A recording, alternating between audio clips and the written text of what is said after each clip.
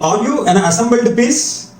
Whether various parts of your body is added progressively and sent to the world from assembly line? Yes or no? Paradoxically, both the answers are right. If you say yes, it means you are already assembled and you can't do anything more. Just to carry on with what you have. If the answer is no, then also you are right, a strong advocate of change and willing to reassemble yourself. But you need to work on that. Humans generally consider themselves as a shrink-wrapped finished product. They think they are assembled with the fixed parts like brain, heart, lungs and limbs. They had been sent to this world with these parts, which are already designed and fitted in them. Take the case of an automobile. While designing the engine capacity, the torque, the tire size, transmission, etc. are decided for the model. All these are designed on a drawing board and assembled in the factory and guaranteed to give the performance. Meaning, the same performance each time, every time. You cannot expect more or less. Are you an assembled piece like this? Are you limited in performance? You heard cliches and slogans like, all the 5 fingers are not the same. You cannot inject sweetness in your fruit. And you cannot impregnate sour taste in tamarind. An all-time favorite that time has not come. We will explore in this video how each such slogans are limiting your performance and keep you as a dead and dust. If you are looking for some good practical advice on how to be more successful, this is a good question and a good time to start. You have enough language and slogans in your tongue and many such stock phrases to limit your potentials, and you continue to remain in comfort zone and stay put there. Are you an assembled piece? Are you a robo assembled in AI lab? If you accept that, you can trash the whole body of knowledge on science and development, management and leadership, development psychology and technology. You can ignore age-old scriptures, sastras, epics and mythology prodding us into righteous path. Okay? Take the case of 5 fingers. Each has a defined function irrespective of the size. They perform their function properly as long as they are not damaged. But the point is, each one is performing. Yet, to remain complacent, non-performing and disliking any comparison, people freely quote the slogan, all fingers are not the same. Paradoxically, how handy it is and what a comfort it brings in and what injustice it does to the fingers when each are functioning effectively. This is a Persian expression, meaning that all of our 5 fingers in one hand have different size, shape and orientation and all of them are unique. But all these differences make hands the crucial part of the body with the highest performance.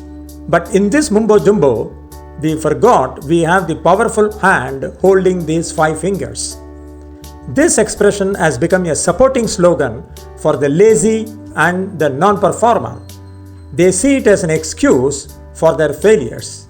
They never give out anything, nor are they own anything of their own. They never contribute to the development of their community, basic facilities, but they enjoy the proceeds from others. They are so unserious about life.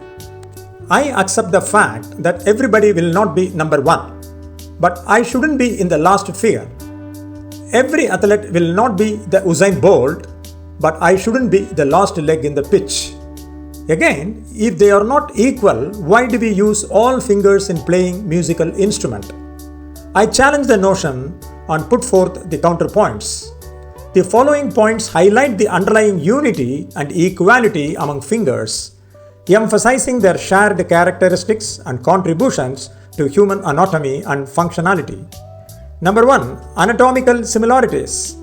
Despite minor differences in length or width, all fingers share a common anatomical structure consisting of bones, joints, tendons, and muscles. These similarities indicate a fundamental uniformity among them. Number 2. Biological functionality. While each finger may have slight variations in size and shape, they all serve the same fundamental purpose: to grasp, hold, and manipulate objects. From a functional standpoint, they are designed to perform similar tasks. Number 3. Uniform sensory perception. Fingers are equipped with sensory receptors that provide tactile feedback. Whether it is the index finger or the pinky, they all contribute to our sense of touch in a similar manner, allowing us to perceive textures, temperatures, and pressures. Number 4. Equal importance in dexterity. In activities requiring dexterity, such as a blind reading a braille book, playing musical instruments, or typing a keyboard, each finger plays a crucial role. There is not a hierarchy among fingers in terms of their importance for finer motor skills. They all contribute equally. Let us see the fruits slogan. You cannot inject sweetness to the fruits. Alright, our analogy about motivation is interesting. Here is the breakdown. The analogy of motivation and a fruit sweetness does not necessarily mean an individual is just an assembled piece. Here is why. Internal factors. Yes, you can't directly inject sweetness into a fruit. Fruits get their sweetness naturally from sugars like fructose and sucrose produced during ripening. We can't force sweetness. Ultimately, the sweetness of a fruit comes from within. Likewise, the desire to do something for its own sake, for achievement. The most powerful motivator is often only intrinsic motivation. External influences. While we can't inject sweetness, we can influence a fruit's environment like sunlight, water, etc. to promote natural sugar production. Injecting sweetness into fruits is possible through various methods, such as injecting sugar solution or using genetic modification techniques to enhance sugar content. Even scientists can manipulate genes to potentially increase sugar content. It's a complex process not readily done in the field. We have even seen that music can grow plants. Similarly, motivating someone for personal growth involves various strategies and approaches to inspire and encourage them to pursue self-improvement. It can include external factors like rewards, encouragement, setting clear goals, and creating conditions to foster motivation. The other favorite excuse is, time is not right enough now. If the time is not ripe, we have to ripen the time. I like this because it embodies two important truths about motivational activism.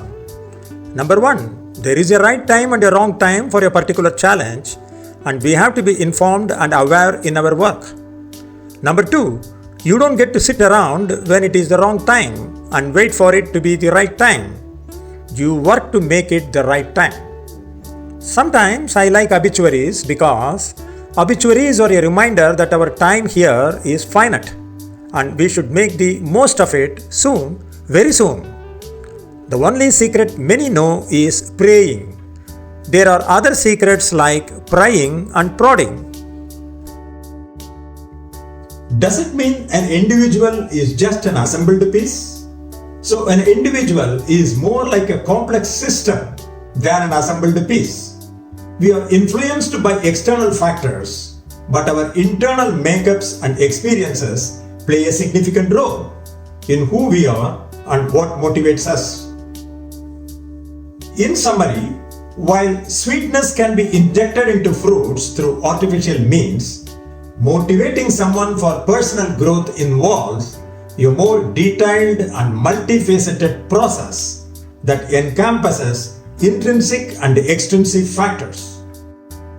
But the powerful redeeming feature is you can be intrinsically cultivated for achievement by proven methods, about which we will see in the next explosive, attitude changing, behavior changing, and the life-changing video.